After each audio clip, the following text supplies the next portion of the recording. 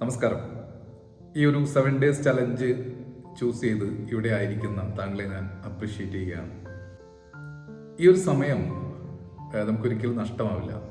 കാരണം ഏറ്റവും നല്ല ഇൻവെസ്റ്റ്മെൻറ്റ് ഏതാണെന്ന് ചോദിച്ചു കഴിഞ്ഞാൽ നമ്മളിലേക്ക് തന്നെ ഇൻവെസ്റ്റ് ചെയ്യുന്നതിനെയാണ്. അതായത് നമ്മൾ പഠിക്കാൻ വേണ്ടിയിട്ട് സമയം മാറ്റി വെക്കുക, നമുക്ക് വേണ്ടി ചിന്തിക്കാൻ വേണ്ടിയിട്ട് സമയം മാറ്റി വെക്കുക, ഇതൊക്കെയാണ്.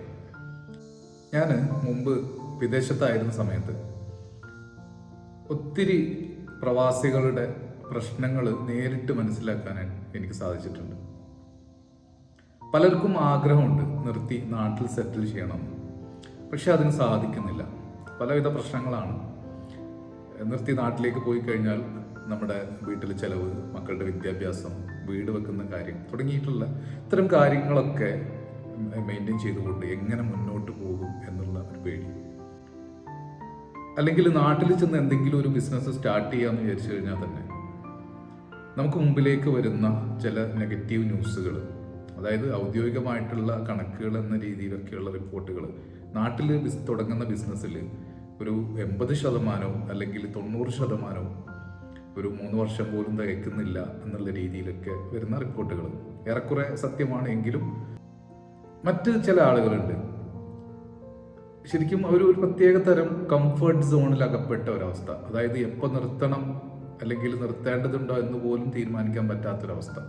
കംഫർട്ട് സോൺ എന്നാണ് അതിന് പറയുക.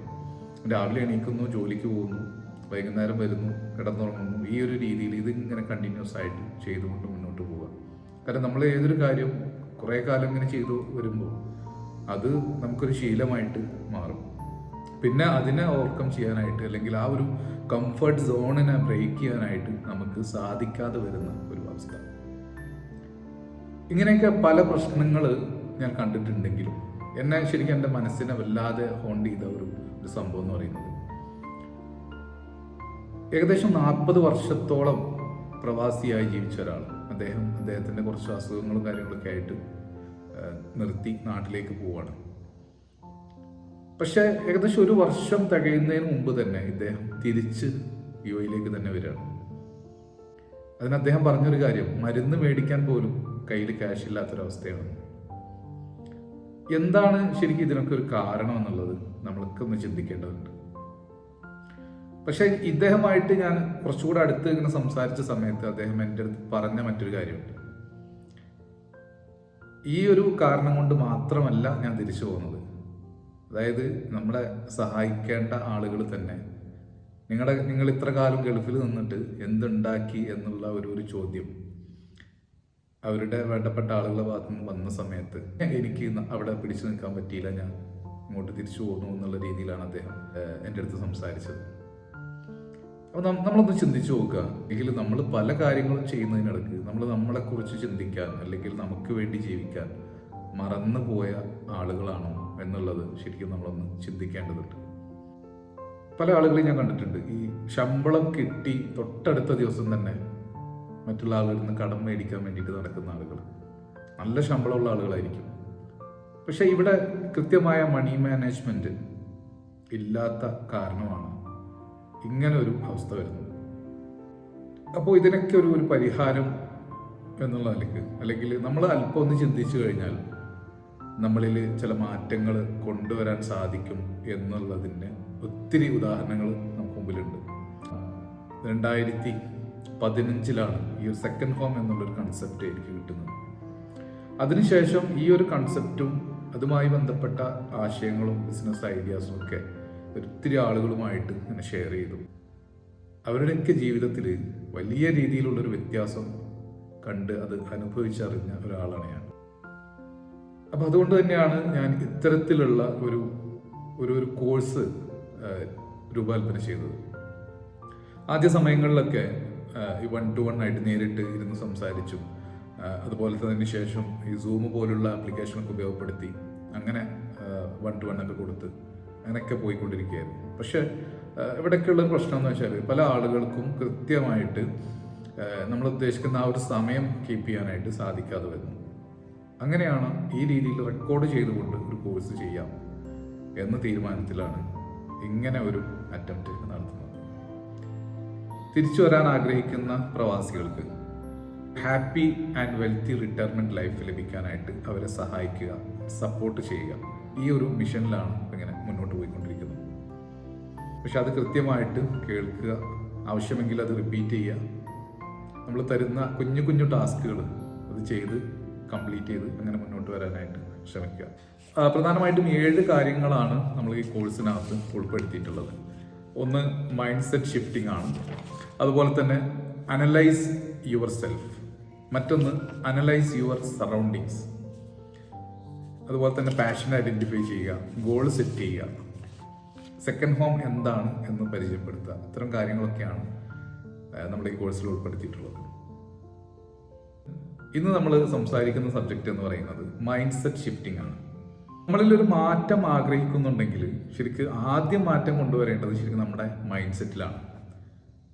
കാരണം എല്ലാ കാര്യങ്ങളും നമ്മുടെ മൈൻഡ് സെറ്റുമായിട്ട് കണക്ട് ചെയ്തുകൊണ്ടാണ് കിടക്കുന്നത്.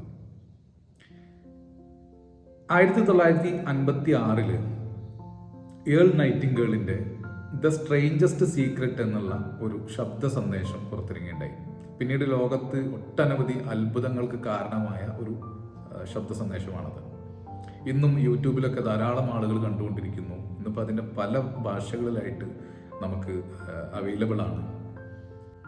അതിനകത്ത് അദ്ദേഹം പറയുന്നത് ശരിക്കും വളക്കൂറുള്ള ഒരു കൃഷിഭൂമിയോടാണ് അദ്ദേഹം നമ്മുടെ മനസ്സിനെ ഉപമിക്കുന്നത്. ആ ഒരു മണ്ണിൽ നമ്മൾ എന്താണോ നിക്ഷേപിക്കുന്നത് അതിൻ്റെ 10 മടങ്ങായിട്ടായിരിക്കും നമുക്ക് തിരിച്ചു ലഭിക്കുക. ഉദാഹരണത്തിന് ഒരു വിഷക്കായയുടെ വിത്താണ് നമ്മളവിടെ നടുന്നതെന്ന് വിചാരിക്കാം. അവിടെ വളർന്നു വരുന്ന ആ ഒരു മരത്തിൽ നിന്ന് തിരിച്ചു നമുക്ക് കിട്ടുന്നതും വിഷക്കായകളായിരിക്കും. ഒരു പഴത്തിൻ്റെ വിത്താണ് നമ്മൾ അവിടെ നടുന്നതെന്ന് വിചാരിക്കുക. അവിടെ വളർന്നു വരുന്ന ആ ഒരു മരത്തിൽ നിന്ന് നമുക്ക് തിരിച്ചു ലഭിക്കുന്നതും അതിൻ്റെ പഴങ്ങൾ തന്നെയായിരിക്കും. അപ്പം അതുകൊണ്ടാണ് ഇദ്ദേഹം നമ്മുടെ മനസ്സിനെ ഈ ഒരു കൃഷിഭൂമിയോട്, അതായത് വളക്കൂറുള്ള ഒരു കൃഷിഭൂമിയോട് ഉപമിക്കുന്നത്. അപ്പം നമ്മുടെ മനസ്സിലേക്ക് വരുന്ന അനാവശ്യ ചിന്തകളും അനാവശ്യ കാര്യങ്ങളും ഒക്കെ നമുക്ക് ഒഴിവാക്കാം. അതിൻ്റെ ഭാഗമായിട്ട് നമ്മൾ നോ പറയാൻ പഠിക്കുക എന്നുള്ളതാണ് വളരെ പ്രധാനപ്പെട്ട ഒരു കാര്യം. കാരണം പല കാര്യങ്ങളും നമ്മളിലേക്ക് വരുമ്പോൾ നമുക്ക് ആവശ്യമുള്ളതും ആവശ്യമില്ലാത്തതും എല്ലാം നമ്മൾ ഏറ്റെടുക്കുന്നതിന് പകരം നമുക്ക് ആവശ്യമില്ലാത്തതിനെ നോ പറയുക, അല്ലെങ്കിൽ നോ പറയാൻ പഠിക്കുക എന്നുള്ളതാണ്. മറ്റൊന്ന്, നമ്മൾ മുമ്പിലേക്ക് വരുന്ന കാര്യങ്ങൾ നമുക്ക് ഭാരിച്ച കാര്യങ്ങളായിട്ട് തോന്നാം. പക്ഷെ അതിന് സിമ്പിൾ സ്റ്റെപ്പായിട്ട് പാർട്ടായിട്ട് ചെയ്തു തീർക്കാനുള്ള ഒരു ശ്രമം. കാരണം ഒരു വലിയ കാര്യം ചെയ്തു തീർക്കാനായിട്ട് നമ്മുടെ മുമ്പിലേക്ക് വരുമ്പോൾ സ്വാഭാവികമായിട്ടും നമുക്കത് ചെയ്തു തീർക്കാൻ സാധിക്കില്ല എന്നുള്ളൊരു തോന്നലൊക്കെ നമുക്ക് ഉള്ളിൽ നിന്ന് ഇങ്ങനെ വരും. അപ്പോൾ ആ ഒരു സമയത്ത് നമ്മൾ ഇതിനെന്ത് ചെയ്യുക, പാർട്ടായിട്ട് സിമ്പിൾ സ്റ്റെപ്പുകളായിട്ട് എടുത്തുകൊണ്ട് ആ ഒരു ടാസ്ക് ചെയ്തു തീർക്കാനായിട്ട് ശ്രമിക്കുക എന്നുള്ളതാണ്. നമ്മുടെ മൈൻഡ് സെറ്റിൻ്റെ കാര്യം പറയുമ്പോൾ ശരിക്കും 2 തരത്തിലുള്ള മൈൻഡ് സെറ്റ് ഉണ്ടെന്ന് പറയാം. അതായത് ഫിക്സ്ഡ് മൈൻഡ് സെറ്റ്, അതുപോലെ തന്നെ ഗ്രോത്ത് മൈൻഡ് സെറ്റ്. ഇതെങ്ങനെ തിരിച്ചറിയാമെന്നറിയോ?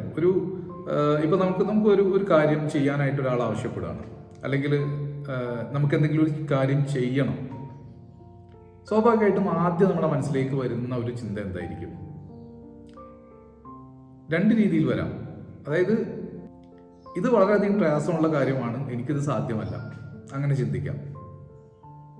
അതാണ് ശരിക്കും ഫിക്സഡ് മൈൻഡ് സെറ്റ്.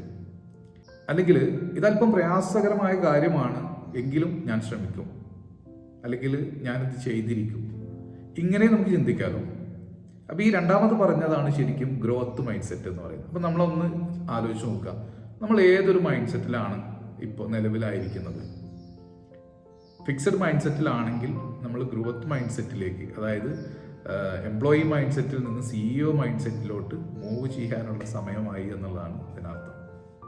മറ്റൊന്ന്, നമ്മൾ കുറേ നമുക്കില്ലാത്തതിനെ കുറിച്ച് ചിന്തിച്ച് വേവലാതിപ്പെട്ട് അതിനെക്കുറിച്ച് ടെൻഷനായിട്ടൊക്കെ ഇങ്ങനെ നടക്കുന്ന ചില ആളുകളുണ്ട്.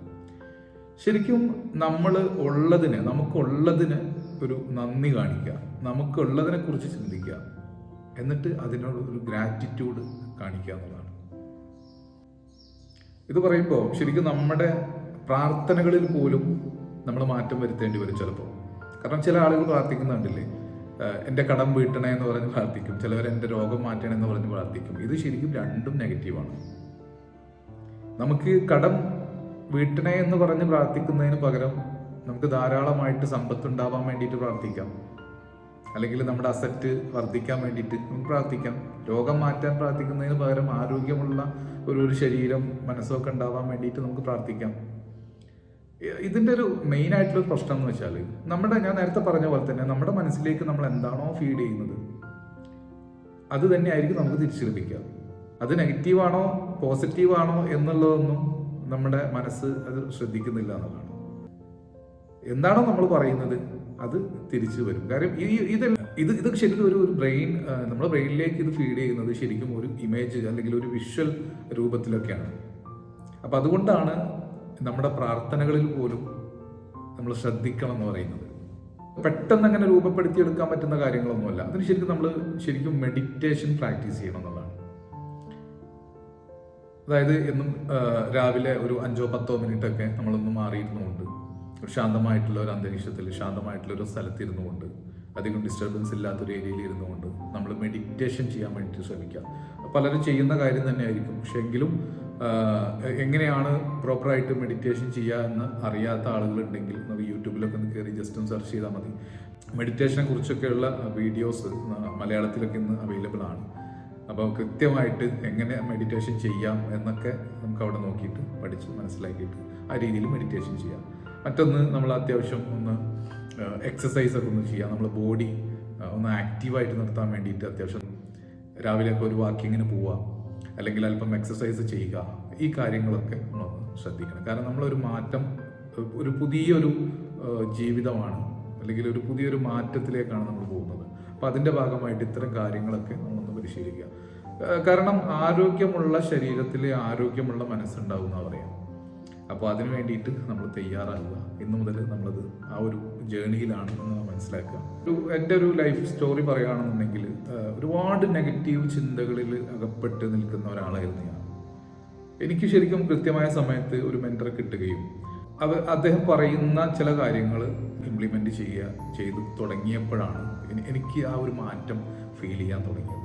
അതുവരെ ഈ പറയുന്ന രാവിലെ നടക്കണം എന്ന് പറയുന്നതും എക്സസൈസ് ചെയ്യണം എന്ന് പറയുന്നതും മെഡിറ്റേഷൻ ചെയ്യണം എന്ന് പറയുന്നതും ഒക്കെ ഒരു തമാശ രൂപേണ കേട്ടിരുന്ന ഒരാളാണ് ഞാൻ. പക്ഷേ എപ്പോഴാണോ ഞാനത് എൻ്റെ ലൈഫിൽ ഇംപ്ലിമെൻ്റ് ചെയ്യാൻ തുടങ്ങിയത് ആ ഒരു സമയം മുതൽ വലിയൊരു മാറ്റം ഞാൻ ഫീൽ ചെയ്തിട്ടുണ്ട്. ഞാനത് അനുഭവിച്ചറിഞ്ഞതാണ്. ഇന്ന് നമ്മൾ ഈ ഒരു ചാപ്റ്റർ അവസാനിപ്പിക്കുമ്പോൾ ചെറിയൊരു ടാസ്ക് നിങ്ങൾ തരികയാണ്. എനിക്ക് നിങ്ങളെ നേരിട്ട് ഒന്ന് പരിചയപ്പെടാനായിട്ട് താല്പര്യമുണ്ട്. അപ്പം അതുകൊണ്ട് നമ്മളിവിടെ കൊടുത്തിരിക്കുന്ന ആ ഒരു നമ്പറിലേക്ക് ഒരു മെസ്സേജ് അയക്കുക. നിങ്ങളുടെ പേര്, സ്ഥലം, ഇപ്പോൾ നിലവിൽ എവിടെയാണ് ആയിരിക്കുന്നത്, എന്താണ് നിങ്ങളുടെ ഒരു ലക്ഷ്യം, അല്ലെങ്കിൽ നിലവിൽ എന്താണ് നിങ്ങൾ ഫേസ് ചെയ്യുന്ന ഒരു പ്രോബ്ലം, ഇത്രയും കാര്യങ്ങൾ പറഞ്ഞുകൊണ്ട് ഒരു മെസ്സേജ് നിങ്ങൾ അയക്കുക. അപ്പോൾ ഞാനത് നോക്കുന്നുണ്ടാകും.